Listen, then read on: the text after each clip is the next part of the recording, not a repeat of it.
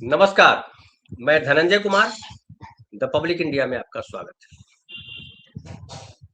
BMC का चुनाव बेहद जो है चर्चा का विषय था, न केवल महाराष्ट्र में बल्कि पूरे देश में।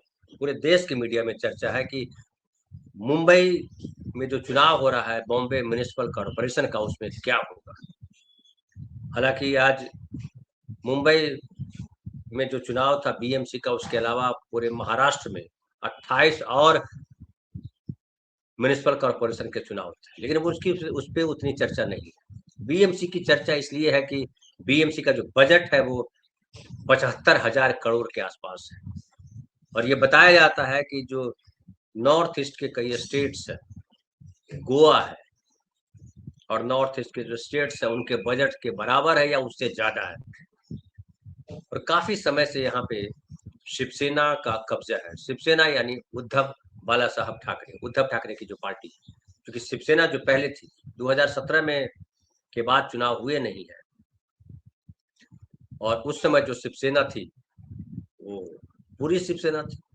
2022 के आसपास शिवसेना टूटी और जो है शिंदे अलग हुए। शिवसेना का सिंबल, शिवसेना पार्टी शिंदे के पास चली गई। उद्धव ठाकरे को नई पार्टी बनानी पड़ी, नया चुनाव चिन्ह लेना पड़ा। तो ये था कि इस बार क्या उद्धव का दबदबा टीएमसी पे लगातार पिछले कई सालों से, लगभग 20-25 सालों से शिवसेना का दबदबा रहा है, ठाकरे परिवार का दबदबा रहा है। तो क्या इस बार भी ठाकरे परिवार का दबदबा रहेगा या बीजेपी कब्जा कर देगी। क्योंकि बीजेपी के सीटें भी लगातार आसपास ही रहती रही, 2-4 सीटों का अंतर रहा। और बीजेपी जब शिवसेना से भिड़ी, या कहिए बीजेपी शिवसेना में झगड़ा हुआ, बीजेपी ने शिवसेना को तोड़ा, या कहिए शिवसेना टूट गई, बीजेपी के साथ चली गई, एक शिवसेना का एक गुट चला गया शिंदे का। विधानसभा चुनाव में बेहतर सफलता मिली, और ऐसा माने जा लगा कि शिवसेना का जो असली उत्तराधिकारी जो है, या शिवसेना असली पार्टी जो मूल पार्टी है, वो शिंदे के साथ चली गई। और उद्धव ठाकरे अब जो है अप्रासंगिक हो गए हैं। और उद्धव के अप्रासंगिक होने का मतलब है कि ठाकरे परिवार का वर्चस्व कम हो जाना। और ये राज ठाकरे पहले से कम हो चुके हैं। राज ठाकरे को विधानसभा में कोई सीट नहीं मिली, और जो उनको लग रहा था जब राज अलग हुए, पहले क्या था, पहले बाला साहब सबसे ज्यादा राज को मानते थे। लोग बोलते थे कि उत्तराधिकारी राज ठाकरे ही है। लेकिन जब उद्धव का आगमन हुआ तो राज ठाकरे को लगा कि हम नहीं है, तो राज ने अलग पार्टी बनाई, महाराष्ट्र नव निर्माण सेना। और मन से, हालांकि शुरुआत में परफॉर्मेंस ठीक ठाक था, लेकिन बाद में लगातार पिछड़ती गई पार्टी। और 2024 में जो विधानसभा चुनाव हुआ, उसमें तो राज ठाकरे के बेटे भी नहीं जीत पाए विधानसभा चुनाव। और तब शायद दोनों भाइयों को एहसास हुआ कि अगर दोनों भाई एक नहीं हुए तो बीएमसी से भी सत्ता छीन जाएगी। बीएमसी पर जो बादशाहत है वो चली जाएगी, और बीएमसी पर बादशाहत जाने का मतलब है मुंबई से धीरे धीरे गायब हो जाना। उद्धव और राज दोनों साथ आए, और उसके बाद जो रैली हुई पिछले दिनों, शिवाजी पार्क के रैली की बड़ी चर्चा है। और आमतौर पर स्थानीय चुनाव में स्थानीय मुद्दे होते हैं। मुंबई में ढेर सारे मुद्दे हैं। यहाँ लोगों के लिए साफ पानी मिल रहा है कि नहीं मिल रहा है, हवा साफ है कि नहीं है, पॉल्यूशन कितना है, सड़कों पर अतिक्रमण कितना है, फुटपाथ है या नहीं है, गाड़ियां चल रही हैं तो किस तरह से चल रही हैं। ज्यादातर गाड़ियां सड़कों पर पार्क रहती हैं। झोपड़पट्टी में कई तरीके की समस्याएं, बिल्डिंगों में जो लोग रह रहे हैं उनके लिए पार्क की व्यवस्था है या नहीं, कई सारी चीजें, लेकिन उस पर कहीं कोई चर्चा नहीं हुई। और जो उद्धव ने और राज ने जो रैली की थी, उसमें भी सबसे इम्पोर्टेंट रहा अडानी का जिक्र। बाकायदा अडानी का वीडियो दिखाया राज ठाकरे ने, हमने आपको दिखाया है, खाली बस चर्चा भर कर देते हैं, कि जिसमें था कि अडानी के बारे में कहा कि 10 सालों में अडानी कितना फैल गए, कितना विस्तार हुआ। और ये लाइव दिखाया जा रहा था उनके चैनल पर, एनडीटीवी पर, जो अडानी का चैनल है। और अचानक जब अडानी का जिक्र आया तो चैनल ने प्रसारण रोक दिया, और कहा गया कि इसलिए रोका कि अडानी का जिक्र चल रहा था। तो अडानी का इतना विस्तार, ये तो अच्छी बात है। अडानी 2014 में 2 प्रोजेक्ट उनके थे, देश में चल रहे थे, आज 100 से ज्यादा है। तो ये तो बड़ी अच्छी बात थी, इसको तो दिखाया जाना चाहिए था, तारीफ होनी चाहिए थी कि देखिए 10 सालों में कितनी तरक्की की। लेकिन चर्चा भी जब बीजेपी नहीं करना चाहे, आप जानते हैं संसद से लेकर के सड़क तक, यूट्यूब चैनलों तक को कहा गया कि ईडी पे आप चर्चा नहीं करो, ये अडानी पर चर्चा नहीं करो। बहरहाल अडानी मुख्य चर्चा में रहे। राहुल गांधी जो हमेशा कहते रहे कि अडानी की सरकार है, अडानी के लिए सरकार है, नरेंद्र मोदी अडानी के लिए काम कर रहे हैं, उस बात को प्रमाणित किया राज ठाकरे के उस वीडियो ने। राज ठाकरे ने हालांकि बीजेपी ने बात उठाने की कोशिश की कि हिंदी और मराठी के का विषय उठाया राज ठाकरे। राज ठाकरे बदनाम है इस बात के लिए कि वो हिंदी भाषियों के विरोधी है, हिंदी थोपे जाने के विरोधी है, उनकी पार्टी के लोग मारपीट भी करते हैं। लेकिन असल मुद्दा रहा कि क्या मराठियों का कब्जा मुंबई से छूट जाएगा। और राज ठाकरे ने याद भी दिलाया कि 1960s में 61-60 में जब बॉम्बे का बंटवारा हुआ, गुजरात और महाराष्ट्र 2 स्टेट बने, तो मुंबई गुजरात के पास रहेगी या मुंबई महाराष्ट्र के पास रहेगी, इसके लिए बाकायदा झगड़ा हुआ। 100 से ज्यादा लोग मारे गए और फाइनली मुंबई महाराष्ट्र के पास रहा। तो उसको लेकर के भी लगातार कहा जा रहा है, कई बार झड़पें हो चुकी। तो कल जो है चुनाव था और चुनाव में हालांकि वोट प्रतिशत बहुत ज्यादा नहीं रहा और बहुत स्लो रहा। एक वीडियो में आपको दिखाता हूँ जिसमें 3 छोटे छोटे कट्स हैं, उसको देखिए पहले कि उससे एक झलक मिलेगी, बाकी मैं और थोड़ा विस्तार बताऊंगा, फिर दूसरी बात करेंगे। मैंने और मेरे परिवार के सभी लोगों ने वोट किया। अब ये देखिए प्रीति सोमपुरा है जो यहाँ की वोटर है, वो क्या बोल रही है। आज सुबह जब मैं गई एचईस वार्ड के बकोला म्यूनिसिपल कॉर्पोरेशन की स्कूल में वोट डालने के लिए, तो उस वक्त वो लोग कहते हैं कि हमारी बिल्डिंग के सिर्फ 6 लोगों का नाम उसमें है, जबकि बिल्डिंग में है करीब 40 से ज़्यादा लोग जिन्होंने पिछली बार वोट किया। इस बार सिर्फ 6 लोगों का ही नाम है। जब इस बारे में मैंने इलेक्शन कमीशन को पूछा कि ये क्या है कि सिर्फ बिल्डिंग के 6 लोगों का नाम ही क्यों है, तो उनके पास इसका कोई जवाब नहीं था। उनका ये कहना है कि बीएमसी के से हमारे पास में सिर्फ यही लिस्ट आई है। अब मेरा सवाल इलेक्शन कमीशन से और बीएमसी से ये है कि जब हमारा नाम पिछले वोटिंग लिस्ट में था, तो आपको किसने अधिकार दिया कि आप हमारा नाम उस वोटिंग लिस्ट से कट कर दें। और बिल्डिंग में 40 लोगों में से सिर्फ 6 लोगों का ही नाम है, जबकि मैं अभी स्टेट इलेक्शन कमीशन की वेबसाइट में चेक कर रही हूँ, उनके ऐप में जाके चेक कर रही हूँ, तो मेरा नाम और मेरी पूरे फैमिली का नाम और बिल्डिंग में जो बाकी लोग हैं सबका नाम इस लिस्ट में है, जबकि बीएमसी के पास जो लिस्ट आई है वोटिंग लिस्ट उसमें नहीं है। अब इसका जवाब मैं स्टेट इलेक्शन कमीशन से मांग रही हूँ और बीएमसी से मांग रही हूँ कि आपका ये कैसा कारोबार है, आपने ये क्या किया है, कहाँ गए इतने सारे लोगों का नाम, जवाब दें। अब ये जो वीडियो है वो एक मुंबई का ही एक इलाका है म्युनिसिपल कॉर्पोरेशन का, जहां आरोप है कि देखिए झोपड़पट्टी का इलाका आपको दिख रहा है, यहाँ पे बीजेपी के कार्यकर्ता जो है वो पैसे बांट रहे थे। मनसे के कार्यकर्ता वहां पहुंच गए और मनसे के कार्यकर्ता जिस वजह से फेमस है, उन्होंने यहाँ किया मारपीट की। देखिए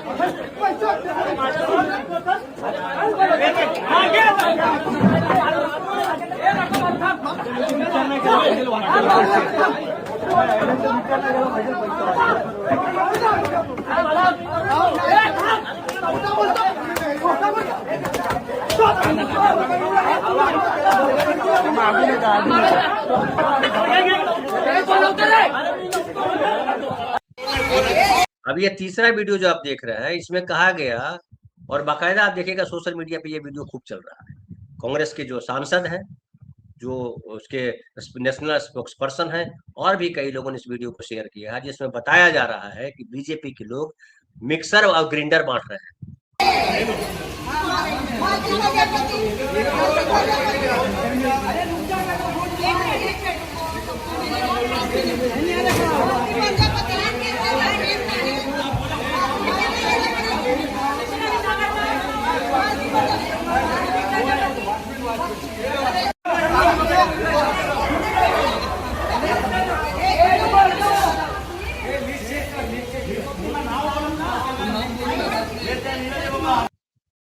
तो ये आपने देखा कि किस तरीके से 3 तस्वीरें, एक और तस्वीर मैं आपके सामने रखता हूँ, वीडियो नहीं दिखा रहा हूँ, मैं बोलता हूँ।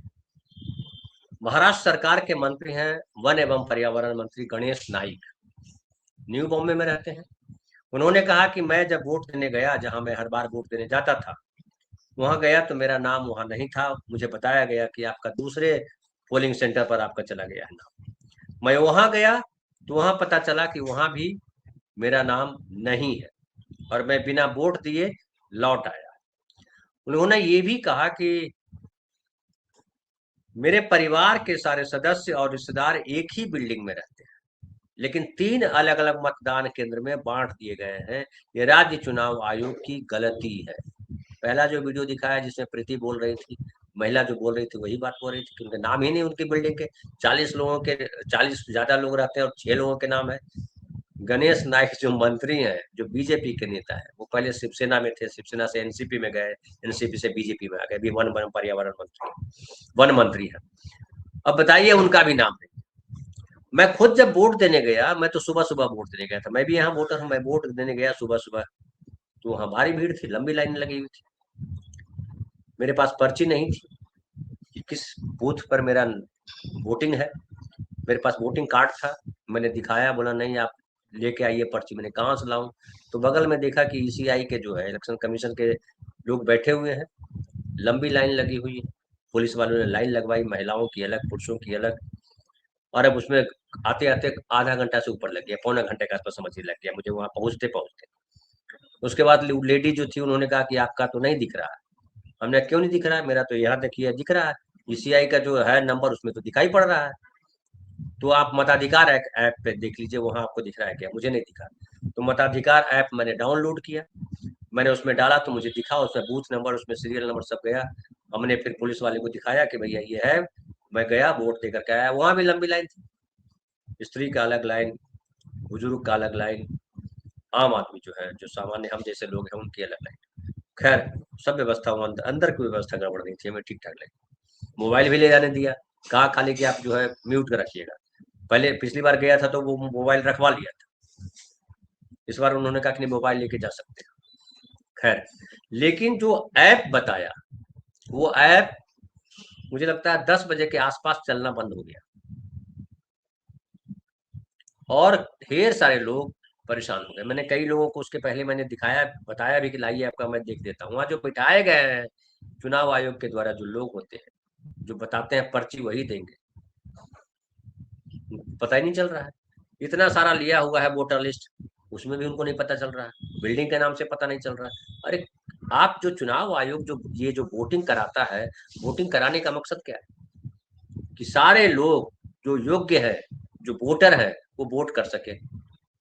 आपका मकसद होना चाहिए फॉल्स वोटिंग ना हो, आपका मकसद होना चाहिए कि कोई जो बोगस वोटिंग ना करे। तो बोगस वोटिंग कैसे करेगा भाई?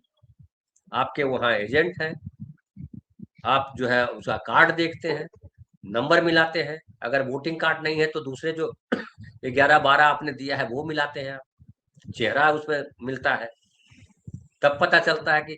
तो आप वहां इतने बैरियर, चेक बैरियर्स लगा करके आप नहीं रोक सकते हैं, और इसमें आम आदमी को इतना परेशान कर देते हैं आपकी। आम आदमी कहता है मारो यार, अब कौन इतनी देर खड़ा रहेगा? और यही वजह है कि 50%, 55%, मैक्सिमम 60% के आसपास वोटिंग होती है, क्योंकि हर आदमी जो है उसको मिलना क्या है।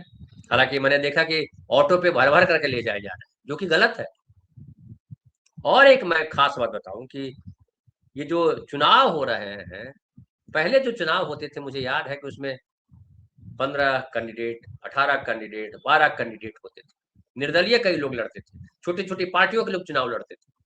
इस बार मैंने देखा कि 2 ही कैंडिडेट, तीसरा जो है नोटा, और एक बीजेपी का कैंडिडेट है, दूसरा जो है मनसे का कैंडिडेट, मतलब 2 गठबंधन है उसका कैंडिडेट। तो आम आदमी जो निर्दलीय लड़ते थे वो कहाँ चले गए? और इसमें समझ में आता है कि 66 लोग जो निर्विरोध निर्वाचित हुए दूसरी दूसरी महानगर पालिकाओं में, वो क्यों हुए, कैसे हुए, उनके खिलाफ एक भी आदमी दूसरी पार्टी का क्यों नहीं खड़ा हो पाया? हालांकि मनसे ने कोर्ट में इसके लिए याचिका दायर की, लेकिन याचिका खारिज कर दी, निर्विरोध चुना जा सकता है। लेकिन ये सवाल तो उठता है कि कैंडिडेट्स जो है वो क्यों नहीं आ रहे हैं, वोटर नहीं आ रहे हैं, वो उस पर भी आप बात नहीं कर पा रहे हैं। आप नाम काटने में लगे हुए हो, किसका नाम काट दे, इसका नाम काट दे, उसका नाम काट दे। ऐसा नहीं पता चल रहा है कि ये देखिए इनका नाम नहीं था और ये जो है जाके वोट डाला है। ऐसा वीडियो आप नहीं देखेंगे। हमारा नाम था, पिछली बार डाला था, कट गया, हमारा वो 3 आदमी का उधर है, 4 आदमी का उधर है। ये क्या है? ये साफ साफ दिख रहा है चुनाव आयोग गड़बड़ी कर रहा है और चुनाव आयोग की इस गड़बड़ी को ठीक किए जाने की जरूरत है। अब एक आखिरी बात जो महत्वपूर्ण है, जो मैं बता दूं कि अब सबके मन में सवाल है कि कौन जीतेगा।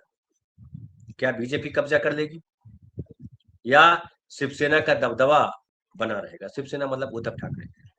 लंबे समय से, लगभग समझ लीजिए कि 20-25 सालों से मुंबई पर शिवसेना का दबदबा रहा है, ठाकरे परिवार का दबदबा रहा है, मुंबई शहर पर भी, म्युनिसिपल कॉर्पोरेशन पर भी।